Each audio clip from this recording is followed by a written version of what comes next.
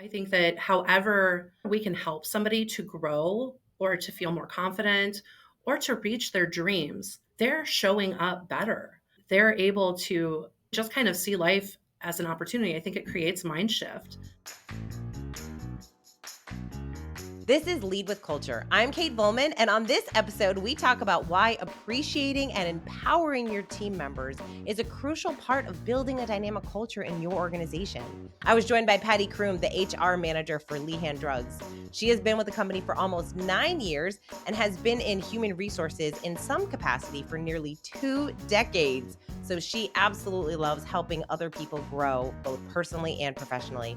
In addition to sharing her HR expertise, she also shares her experience implementing the Dream Manager program with her team and all of the incredible benefits they've received so far. It was such a fun conversation. I hope you enjoy. This is going to be so good because you have so much experience in HR, which is dealing with people. And so I'm excited to hear about your journey and what you've seen over the past 2 decades in the workforce, especially over the past 5, 10 years, what's been going on. So what are some things that you have noticed in people over this time frame that you've been working in HR? Sure. So I think that the trend is that people want to be paid and feel appreciated. I think that always has resonated, and that's always been the case. I think that COVID changed a lot of things, and people started realizing they wanted more flexibility. They wanted more time with their families or the ability to change things up when they needed to. But also, the pay and the feeling appreciated have just always been so important for people. And I think that with COVID, we also realized how we could make those things happen for people, how we could be more flexible, how people could work from home successfully. And so COVID kind of changed the conversation, and it created, just due to the circumstances, we were forced to figure out new ways to make things work that maybe we hadn't considered before. But it's created a whole new piece for us that we can work with. And that flexibility is super important to people as they move forward. Since obviously the past few years have been really interesting and we've been forced to give that more flexibility and people working from home, when we think about appreciation, this is like a common thing for people. Like we all want to feel appreciated, we want to feel valued. So this is not new. When you look at the leaders out in the world, how do you feel like we were forced to have this conversation, but what was their approach? What do you feel like they were thinking through when all of this stuff was happening? What were the conversations that were being had? And how have you seen some good leaders approach it? And then maybe some not so great leaders approach the same scenario? Sure. With SHRM and the conversations within SHRM, we're always about how we could make things better, what we could do, just driving things forward. And I think that very early on in my career, we were of the mindset like, you should just be happy to have a job. That was kind of what I was taught, right? Be thankful that you have a job, work hard, do your job, collect your paycheck, and go home. And don't be greedy and thinking that you deserve too much. I think that conversation has shifted a little bit where you should be thankful for all of those things, of course, but you should also feel appreciated. And so that conversation has changed, and we've seen leadership really try to embrace that. There are so many employee recognition programs out there, and some companies do that really well, some don't. And I think that that is just the mindset of leaders, if they have a servant leadership mentality or if they are moving forward, staying in that old train of thought, maybe. Because what we're talking about is culture, right? Like we're talking about culture. All of these things play into the culture of the organization. People feeling appreciated. They feel like they have an opportunity to grow within the organization, to grow within themselves. How do you describe culture in an organization? What does that mean for you? I actually recently read something, I don't know where, that said culture is how your employees feel on Sunday night when they know they have to punch in on Monday morning. And I think that that's true. I've been with Lehan's now for almost 9 years, and I'm excited to come to work every day. And I think that our staff is too. Not to say that we don't have our bad days or any of those things, but we know that we are cared for, that we are appreciated, and that our company really is always looking for ways to make things better. And so I think that's really important. And I think that probably describes good culture to me. Like employees are heard, they have the ability to voice concerns, they know who to go to. That door is open. Their leaders are always learning and growing and want the same for their staff. I like that idea of thinking, obviously Sunday night, but also just in general. You can tell when people enjoy what they do because they're talking about and thinking about their work, even outside of, and not in a bad way. In, oh, I saw this article and it made me think of how I can maybe apply it in the role that I'm in. Or they would be excited to maybe share it with a client or a colleague or something to have the conversation around it. So that's what I find so fun when you meet people that are that engaged in their work that they enjoy talking about it outside of. And, not everybody is going to do that, but those people that I feel like they're using their superpowers in their role, that's when I feel like everything connects. I get to do all of this stuff. I'm really good at this, and I get to use those skills in the role that I'm in. And I feel like such a function of the HR department is really helping to discover those pieces. This person, maybe in the right company, in the wrong seat. And that is something that we can help coach people up. And also is to discover what are the programs and opportunities that you're giving your people to help them grow, not only in their role, but individually as a person. So, how do you discern, oh, these are the things that we're going to apply in the organization to really help drive the culture and improve and develop my people? I think first off, we're always looking at, is this person the right person and in the right seat? That's super important. And Lehan's really functions on 5 values. That's something that we're looking for in all of our employees. But we also believe that everybody is a leader. So, regardless of what their job is within the organization, even if they don't have a management position, we believe that they're leaders somewhere in their lives, whether that's at home, in a different area where they're volunteering, whatever the case may be. Everybody is taking on a leadership role in some way or another. And so we want people to grow and feel empowered. We have a growth and learning library. We have Kindles people can check out. They can pull up the audiobooks. They can take physical books because everybody likes something a little bit different. So we have that. We incorporated Smart Dollar into our offerings to staff. That's something free for the staff to use and utilize.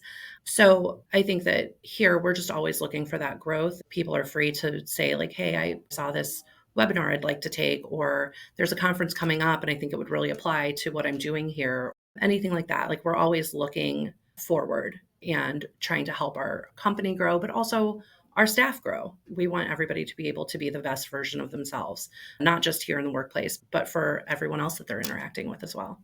Absolutely. You're speaking Floyd's language for sure. What was so fun is you have a similar story to a lot of people who have become a dream manager or have a dream manager in their organization, in that you're a previous owner read the dream manager. So can you talk a little bit about how you discovered the dream manager program?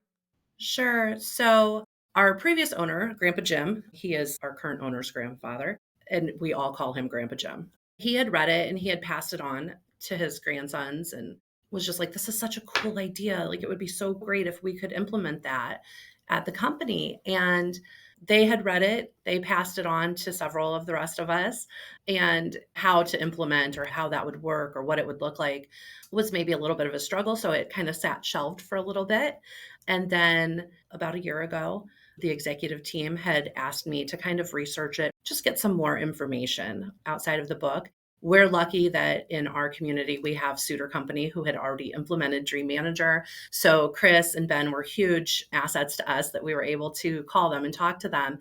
And then, of course, I got in touch with Michelle at Floyd Consulting. We had several phone calls and lots of emails back and forth. And she kind of walked me through all of that. We put together what would be a job description for a dream manager, really tried to get to understanding what we would be looking for in that person that we were going to bring in as dream manager and the cost of it, the cost to the company, the cost to have staff doing this, whatever. So that was what we did. And once we did that, it was a very quick green light to start the hunt for somebody. We decided we wanted to bring in somebody external. So we conducted interviews. We had so many great candidates with such great stories. It was neat to sit through every interview and just imagine that person doing this job. We did find Janelle.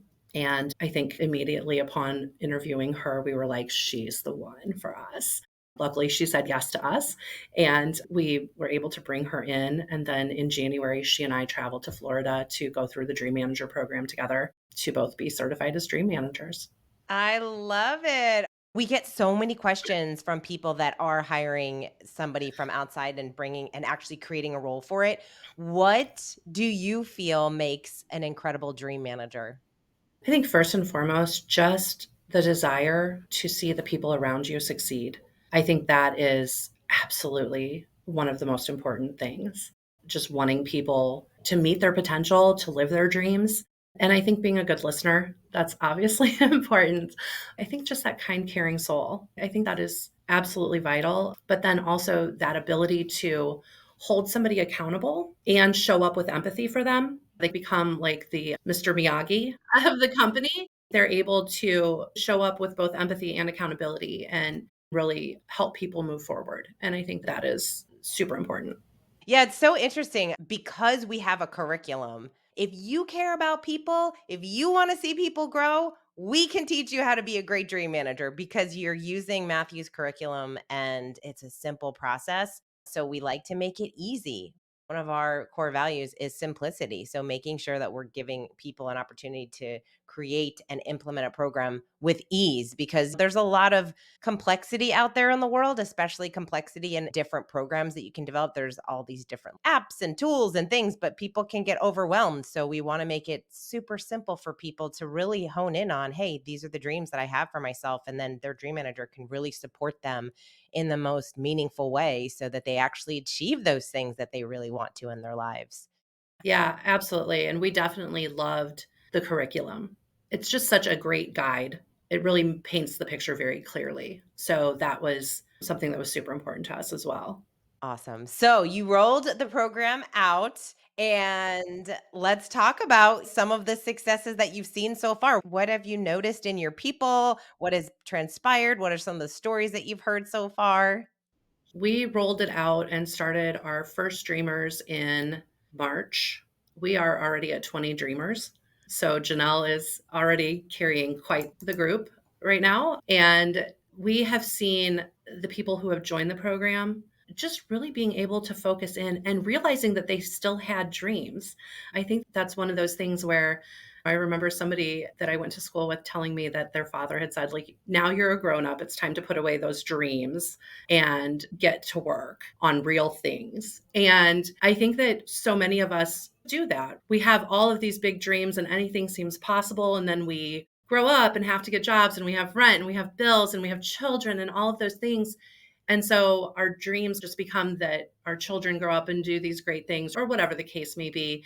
And we sideline so many of the things that we had hoped and dreamed for. And through this program, I think that you realize very quickly, like, oh, wow, I do still have things that I would like to do, and I still have things that are important. And gosh, I forgot that I wanted to even do that. Sometimes the conversations that I've heard are like, oh, hey, we had this dream session, and somebody shares something that they've dreamed, and somebody else is like, hey, wait, I want to do that. That was important to me at one time, or that's a really good one. I think I would like to do that. Dreams are contagious. When we start dreaming around other people, we're like, oh, yeah, that's a good one. Let me steal that one and put it on my dream list.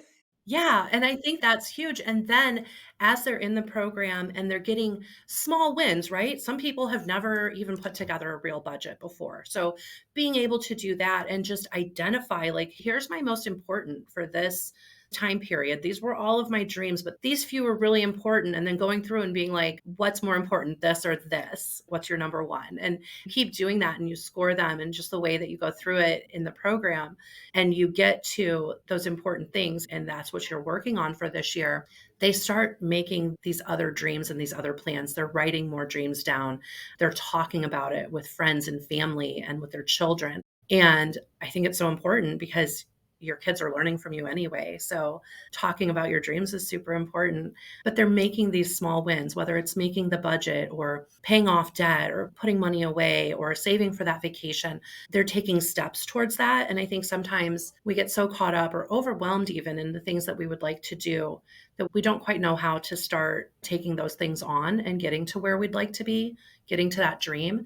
And so this program allows them to focus in on that. And so then they're just proud of themselves. We're super proud of them. It creates excitement. They're talking to each other. Some people who have been like, this isn't the program for me, are now having conversations like, hey, Janelle, could I talk to you just a little bit? It's just creating momentum and these feelings of, I can do this. And I think that's the super important thing. Like, this is tangible and I'm going to get there. That's what we've seen on our side. Patty, why is this important for people to focus on their personal dreams when it's at work? Why would you implement a program like this for your people? I think how we feel affects every aspect of our lives, whether that's our personal lives or work lives. And this program brings hope and joy and accomplishment and growth. And so I think that however we can help somebody to grow or to feel more confident or to reach their dreams, they're showing up better. They're able to just kind of see life as an opportunity. I think it creates mind shift, and it's very easy with things happening in the world, with news, with the everyday of your family life and outside world, to kind of get bogged down, and then work you're going into. And sometimes your job isn't the most interesting. We have data entry. I'm a people person, so that doesn't seem fun to me in any way. But you're coming in, and it's not just about that. You're having conversations, you're having culture, and people are showing up happier, better, more fulfilled in life. And we know that when your life is more fulfilling, when you feel fulfilled, you show up better everywhere. And I think that's the key for us. We want our staff to feel happy, fulfilled, accomplished. We want them to meet their dreams. When people leave our company, we want them to leave because they've grown, they're taking a new chance, they're reaching out for opportunities. And we want them to look back at us and be happy for their time here and feel like we were a good step for them. I love that you just shared that because as leaders, our number one role is to help our people grow. And when they can move on and do really incredible things and they know that that role really impacted them, that it made such a difference for them in their life, personally, professionally, that's huge. Obviously, that's what work should do, right? Work should help us grow in all different areas. But it's also so exciting to think that your name is associated with those kinds of feelings. And then they're out there when they meet potential people that are looking for a position. Hey, are there any openings at Lehan? Because they're a great organization to work with. And those things start being talked about and shared among other people. So it's really important to think that way. So I love that you just shared that piece of it. So, one question we get all the time is how do you measure this, right? Like, what's the ROI of dreaming? And it's always funny to me when that question gets asked because it's like what you just shared. If you're helping your team members become the best version of themselves, obviously it's going to be better for the organization. You're going to see it on all the different line items, but people still want that tangible. What's the ROI? When you implement a program like this, what does that look like for you as far as how you're measuring the success of it? Sure. So already with 20 people who have enrolled, we have other people having these discussions. Janelle's going to have another big dream session company wide. Right now, we're kind of in the infant stages. We've just rolled this out in March. So some people are in their third month, some people are hitting their second, and some are just now starting this month. So for us, it is, are we having people sign up? Is there interest in the program? Ultimately, we'll be looking at it from a retention standpoint. Personally, if I'm in the middle of working on a dream, I'm not going to be quick to be looking for something else. I'm going to stick around and try to finish this dream with this amazing program. So, of course, we're going to be looking at employee retention. And I think how our employees give us feedback during the engagement survey, that is something that we've always done, is an engagement survey with our employees.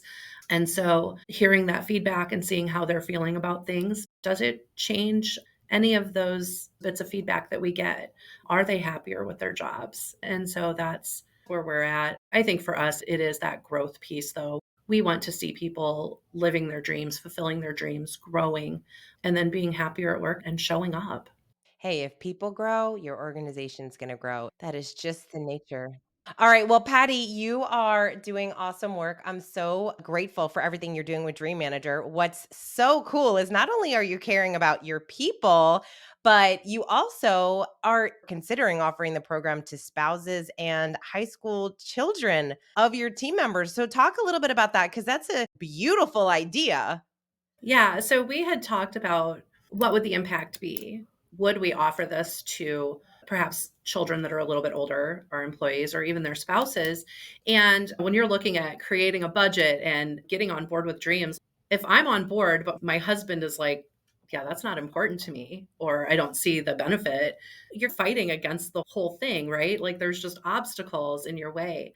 And so being able to offer potentially combined sessions where husband and wife or partners, and why not open that up to our employees' partners? That seems very logical to us and even to their children. If you're looking at the children of our employees who are in high school, who are trying to figure out what they're going to do in this world, what a great program to put them through so that they can assess their hopes and dreams. They can start working and creating small wins for them so that when they go out into the world on their own, they already have a good understanding of how to dream, how to budget, how to look at certain things and move forward and really tackle and just move forward towards their goals and dreams. I think that that's a great piece to be able to offer to our staff's family. It's amazing. And what I love so much about it is because usually when people are going through the program, they're talking about it with their spouse. They're kind of like, oh, we're talking a little bit about this, but they're not going through the program. They're not taking them through. So it is different. But that's the thing about dreams that's so great is your people that are going through the program, they're most likely having dream conversations outside of because it sparked their dreaming again. And we all need to dream a little bit more. And one of the things I love about what you're doing with the kids or the young adults, we should say, is the fact that going back to what you said in the beginning, when as we get older, we're told you can't dream anymore. Well, what a great lesson to teach these young adults that you can be 50, 60, and beyond. And we should all be dreaming. We never lose sight of our dreams. And so to encourage them, hey, this is a lifelong practice and you get to learn about this stuff right now. I mean, could you imagine? I wish I had a dream manager when I was in my 20s. Absolutely. It just does so much. In fact, I'm coaching a guy right now and he's 25. He could be very hard on himself. And I'm like, you're already so many steps ahead of other people in your same age group because look what you're doing. Like you're investing in yourself. And so I love the fact that you as an organization are noticing that, hey, people's families are obviously important to them and to have them by their side and be able to do that together is a true gift. Talk about the trust you're building, just loyalty from the team members that are going to be there that, wow, they're not only investing in me, they're investing in my family. That's huge. Actually, before I went to Florida for the Dream Manager certification, I had talked about it with my husband. I, of course, was fully on board with this. Like, I thought this was amazing. And he was like, I don't know. A little woo woo for your husband. Right. After the session where we were walked through kind of writing down our dreams, and it was a quick session, it wasn't like you were necessarily going to come up with 100 dreams. But when you go, what are your dreams? It's hard to think about it. But when you break it down into your financial dreams, your material dreams, you start really digging into it, it creates a lot more stuff coming up. And so I remember that night I went back to my hotel room and I called my husband and he was like, how was it today? And we went through the normal stuff with the updates. But then I said, we were talking about dreams and they broke this down in such a cool way. So if I asked you, what are your financial dreams? What would you tell me? And he names off a few things. And I said, well, what about your material dreams? And he did some more. And I'm like, what about your intellectual dreams? And he's coming up with more. And by the end of it, he's like, I guess I do have a lot of dreams. And so you create that excitement for somebody because I think so often we don't think of dreams from all of those different categories. And when you start thinking about each category, you really expand and realize how many dreams you actually have. So being able to provide that for our partners and our employees' partners, and even to their children who are becoming young adults and going out into the world, what a great thing to be able to provide. We're excited about that. I love that. And yes, it's so true. So there's all the different areas of dreams. So when we ask people to create their list of 100 dreams, you're right, people get very overwhelmed. In the book, Matthew shares the 12 areas of dreams: physical, emotional, intellectual, spiritual, psychological, material, professional, financial, creative, adventure, legacy, and character. So those are all the different categories, right? And it's so exciting to think most people aren't really thinking about their character dreams or their creative dreams. And so it's easy for us when we think about maybe material dreams or financial dreams. Those are just easy, and professional dreams. We talk about those things all the time. But what about the other ones? You get to really decide. Spiritual dreams. How do you want to feel spiritually every day? And what are you connected to? And that's what I love about the program too, is it walks you through all of those different areas of your life. You're talking through all of that stuff and how to build deeper relationships with people. What kind of character do you want to have? What legacy are you leaving? And so I love that you had that conversation with your husband and you converted him into a believer of the dream manager. It was kind of funny and it was cool. And I think I even went back to the class the next day and I was like, guys, listen, this was the funniest thing because he really was like, that sounds super foo foo. I am sure you are not the only one whose spouse thinks, what are you talking about? Sometimes people are a little skeptical. They're like, what's this dream thing? That just sounds like one more thing that I have to do that I don't want to do. And then you start seeing the impact that it has on other people. And you're like, wait a second, maybe I do want to explore that opportunity a little bit. Our staff does not have to do this outside of work hours. It's always within work hours and all of that. So that's another piece that was super important to us that this is something that we're offering. So it is on the clock, it is during work. If you need to do it outside of work, same kind of thing. You're doing this and it's a work thing. So you get paid for it. Yeah. You get paid to grow here in your organization. That's right. Well, Patty, thank you so much for everything that you're doing. I'm so excited to continue to be part of your journey as you continue to grow the program and as you continue to do all this incredible work. So I'm excited for you to have multiple dream managers and working with your team and their spouses and their children. And who knows what's next for Lehan? Who knows? But I'm excited and we're just so grateful for all the work that you're doing. So thank you for everything you do as a leader and helping your team members grow. Absolutely. And thank you so much. We've had a great time getting to introduce this program and learning all about it. So we're just excited for what the future holds. Thanks so much for listening. How awesome is Patty?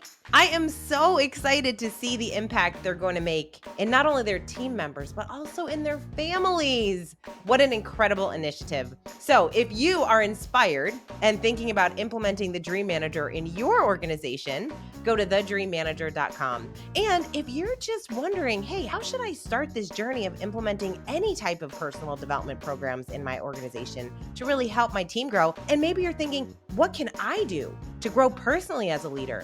We also do one-on-one coaching and training, and we would love to jump on a call to chat with you about where you are and where you're looking to go so that we can support you in that growth. Just go to floydcoaching.com. Thanks again for listening. We love doing the show. Please, if there's any person that you're thinking would be a great guest for the show, or if you have a topic that you would really love for us to dive into, please let us know. We would love to hear from you. And if you have not yet given us a rating over on iTunes, please go to iTunes, give us, well, hopefully a 5-star rating and write a review. It really does help the show. We are trying to build this to grow this, and we so appreciate you for listening, for sharing, for talking about it, and really just being part of this journey with us. So thank you so much. We appreciate you. And until next time, lead with culture.